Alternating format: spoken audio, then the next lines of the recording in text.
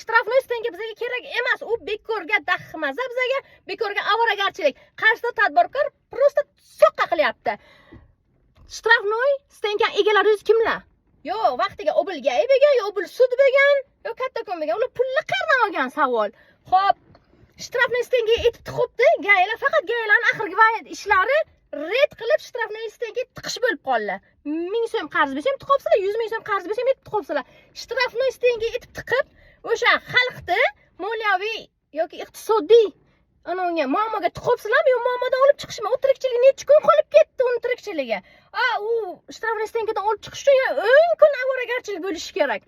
Shtrafnoy stenkaga tiqmasdan MIP shuni boshqa narsalarga qaratsa bo'ladi. Mana plastikini bloklab qo'yinglar yoki gaz ololmasin, benzin ololmasin, boshqa yo'lini qilsak bo'ladi. Shtrafnoy stenkaga quruqqa u tadbirkor soqqa qilibdi deb 1 million soliq to'laydimi? Yo'q.